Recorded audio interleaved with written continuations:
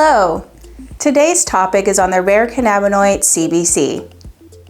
Before we get started, please note that Miriam's Hemp does not give or substitute for medical advice. Miriam's Hemp specifically invokes the First Amendment rights of freedom of speech and of the press without prejudice. Any statements made in this video have not been evaluated by the Food and Drug Administration. Any products discussed are not intended to diagnose, cure, prevent, or treat any disease. Miriam's Hemp always recommends, when and wherever possible, that licensed local healthcare professionals be consulted. What is CBC? Cannabinoid, or CBC for short, is the third most abundant cannabinoid found in the marijuana and hemp plant after CBD and THC. However, it exists in extremely low concentrations, which makes it a rare minor cannabinoid. Cannabinoid is also one of the big 6 known cannabinoids prominent in research. The 5 other cannabinoids are THC, CBD, CBG, CBN, and THCV. CBC is very similar to CBD, but they are not the same.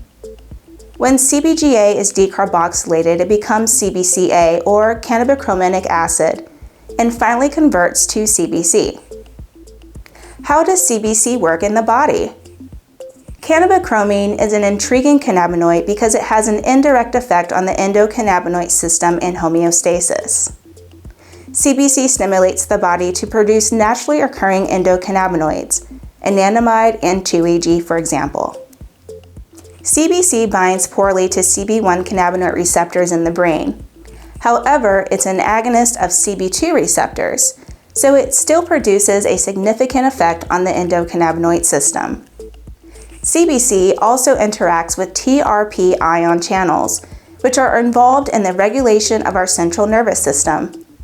CBC has a strong binding affinity with TRPV1 and TRPA1 receptors. Both of these receptors are responsible for turning off the process of breaking down endocannabinoids like anandamide, for example. When CBC interacts with these receptors, the levels of endocannabinoids in the body increases as a result of inhibiting the natural processes that degrade them. This process allows CBC to increase overall cannabinoid efficiency in the body. One of the most captivating aspects of CBC is its ability to synergize with other cannabinoids such as THC and CBD.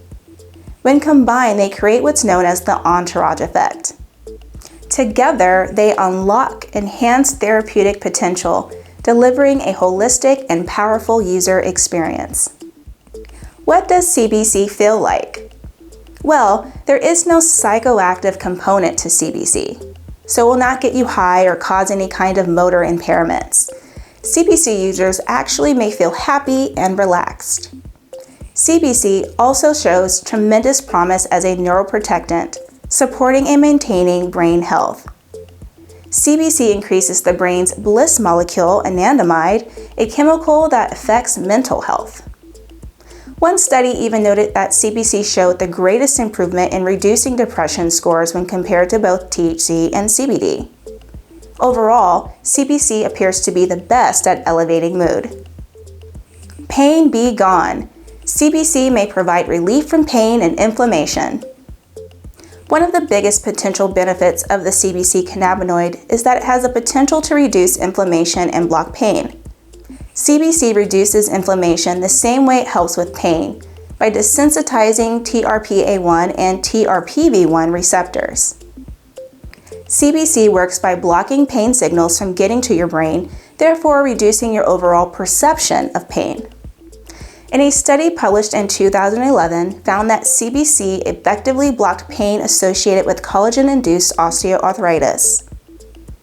CBC was able to effectively block pain perception by stimulating descending pathways of antinociception and produce analgesia in rats by interacting with several target proteins involved in nociceptive control. Antinociception is the action or process of blocking the detection of a painful or injurious stimuli by sensory neurons. This type of sensory effect can be particularly beneficial for individuals dealing with various forms of pain, including neuropathic pain, migraine headaches, and muscular discomfort. Potential neuroprotective effects. A 2013 study tested the effects of 3 major non-psychotropic phytocannabinoids, CBD, CBG, and CBC, placing a particular attention on CBC specifically. The results showed that CBC offers neuroprotection to neural progenitor stem cells, or NPSCs for short, which are used by the brain to replace and heal parts affected by stroke or an injury, or even by chronic stress-induced inflammation. CBC and cancer. While CBC has shown outstanding results for pain, inflammation, stress reduction, and neuroprotection, it has a monumental effect on different types of cancer. CBC and breast cancer. Cannabichromene has shown a powerful potential to cause cancer cell death called apoptosis. What's interesting is that CBC does not attack cancer cells directly. Instead, it helps to increase the amount of anandamide in the body, allowing anandamide to remain longer in the bloodstream. Anandamide has shown real potential in the battle against breast cancer because it stops the cells from growing new blood vessels. CBC has been shown to fight breast cancer in vitro, which is in the womb, and in vivo, in a living organism, showing great promise that CBC and other cannabinoids might prevent cancer from developing in the first place. CBC combined with THC and CBD may be extremely effective in cancer cell apoptosis and can be used as an adjunct to chemotherapy. CBC and CBG for head and neck cancer. Head and neck squamous cell carcinoma is the 6th most common cancer worldwide and accounts for more than 90% of the cancers of the head and neck. A team of researchers found that CBD-dominant extracts can induce apoptosis and kill these cancer cells. Combining CBD with CBC in a 2-to-1 ratio made cancer cell apoptosis even stronger. CBN, CBC in acidic forms found to kill colon cancer cells. In 2020, a team of researchers at Cannabis Pharmaceuticals found that the cannabinoid CBN and CBC, as well as their acidic forms, CBNA and CBCA, were shown to have necrotic effects on human colon cancer cells in a preclinical study. CBC and bladder cancer. Scientists have started researching cannabinoids like CBC to determine potential effectiveness in the fight against bladder cancer. The study found an in vitro 6-to-1 ratio of CBC to THC was significantly effective as the combination increased cancer cell death in T24 cells, which are the main lifelines of bladder cancer.